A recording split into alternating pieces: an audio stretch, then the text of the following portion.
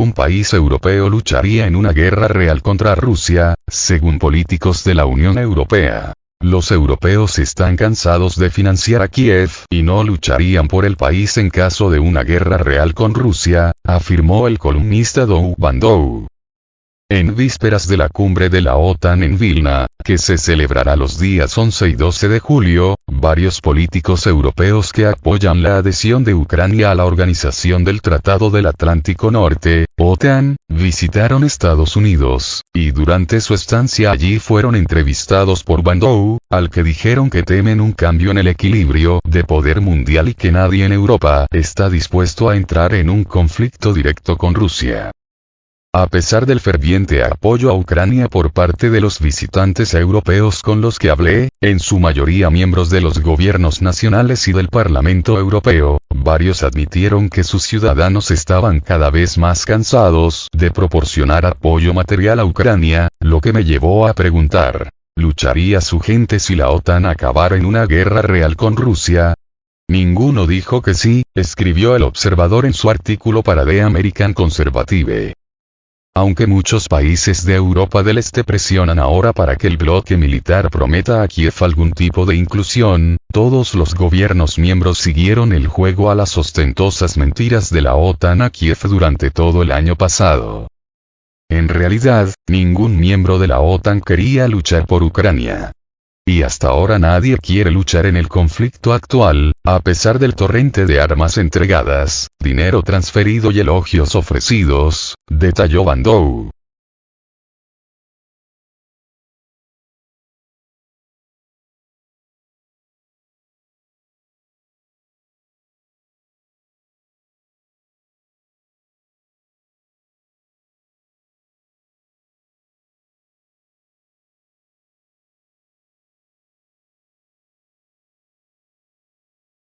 Según él, entre los miembros de la alianza solo Estados Unidos está preparado para una confrontación así, pero en Washington se dan cuenta de que un enfrentamiento con Rusia conlleva la amenaza de una guerra nuclear, y los políticos estadounidenses no darían un paso que pusiera en peligro la seguridad del país norteamericano.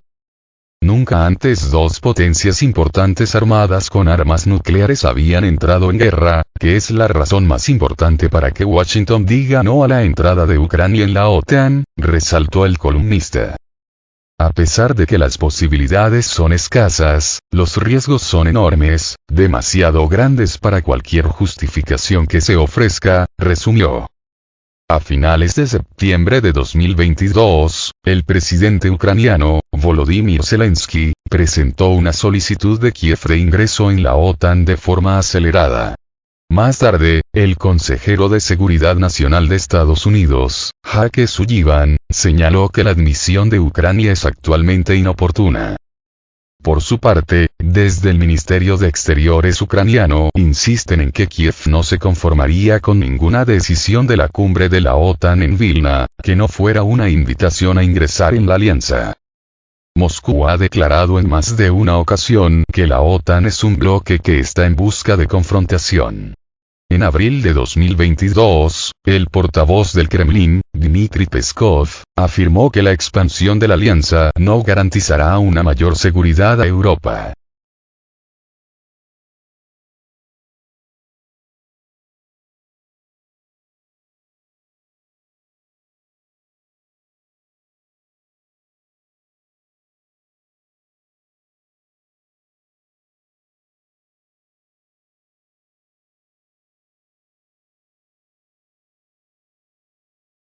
Putin elogia a las tropas rusas y jefe de mercenarios comienza su exilio en Bielorrusia. El líder mercenario ruso Yevgeny Prigozhin llegó el martes a Bielorrusia en virtud de un acuerdo que puso fin a un breve motín de sus combatientes, mientras el presidente Vladimir Putin elogiaba a sus fuerzas armadas por haber evitado una guerra civil. Un avión vinculado a Prigozhin y que se cree que lo transportaba al exilio apareció en un servicio de seguimiento de vuelos, despegando de la ciudad de Rostov, en el sur de Rusia, a primera hora del martes y aterrizando en Bielorrusia. Veo que Prigozhin ya está volando en este avión, dijo el presidente bielorruso, Alexander Lukashenko, a la agencia de noticias estatal Belta. Sí, efectivamente, hoy está en Bielorrusia.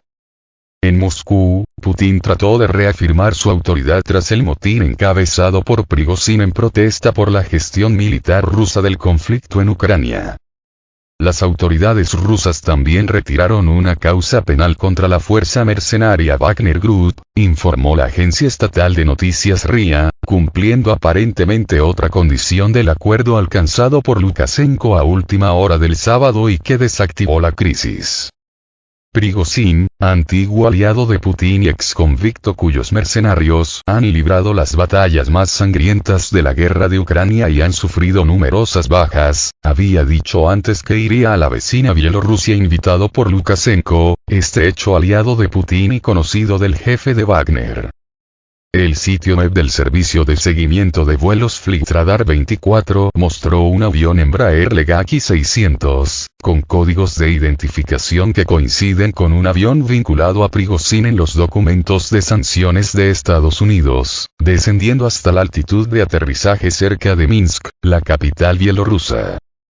Apareció por primera vez en el sitio de rastreo sobre Rostov, la ciudad del sur de Rusia que los cazas de Prigozhin habían capturado durante el motín.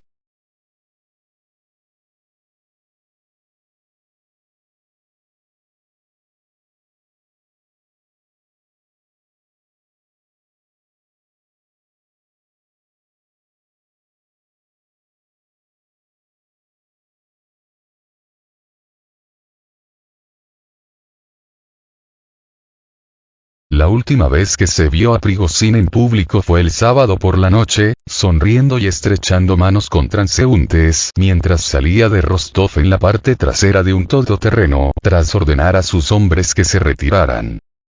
Putin, en tanto, dijo a unos 2.500 miembros del personal de seguridad ruso reunidos para una ceremonia en una plaza del complejo del Kremlin en Moscú que el pueblo y las fuerzas armadas se habían unido para oponerse a los mercenarios rebeldes. Han defendido el orden constitucional, la vida, la seguridad y la libertad de nuestros ciudadanos. Han salvado a nuestra madre patria de la agitación. De hecho, han detenido una guerra civil, dijo Putin. Le acompañaba el ministro de Defensa, Sergei Shoigu, cuya destitución había sido una de las principales reivindicaciones de los amotinados.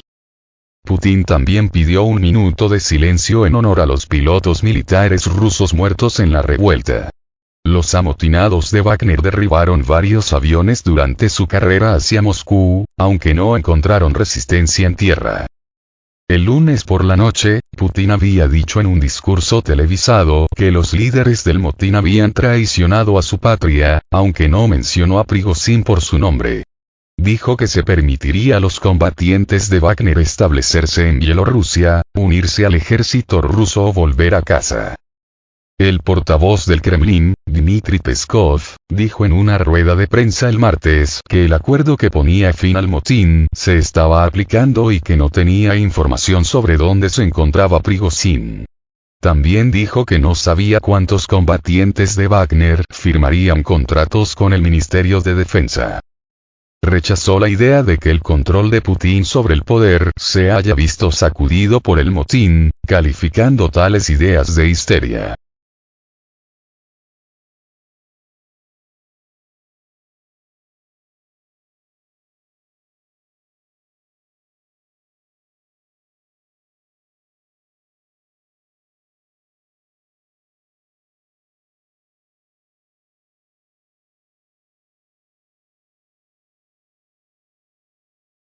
Manifestación de protesta.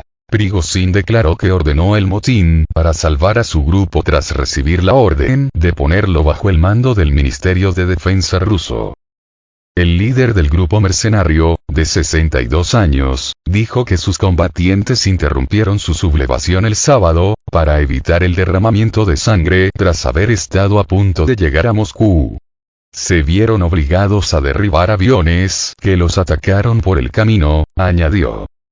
Marchamos como una manifestación de protesta, no para derrocar al gobierno del país, dijo Prigozhin en un mensaje de audio publicado en su canal de Telegram. Lukashenko declaró el martes que su país acogería a los combatientes de Wagner que quisieran ir allí, aunque no estaba construyendo ningún campamento para ellos. Les hemos ofrecido una de las bases militares abandonadas. Por favor, tenemos una valla, lo tenemos todo, levanten sus tiendas, dijo Lukashenko, según Belta. La perspectiva de que Wagner establezca una base en Bielorrusia fue recibida con alarma por algunos de sus vecinos. Letonia y Lituania pidieron a la OTAN que refuerce sus fronteras orientales en respuesta, y el presidente polaco Andrzej Duda calificó la medida de una señal negativa. Ucrania espera que el caos provocado por el intento de motín en Rusia debilite las defensas rusas, mientras Kiev presiona con una contraofensiva para recuperar el territorio ocupado. El lunes afirmó haber tomado un noveno pueblo en el sur, donde lleva avanzando desde principios de junio.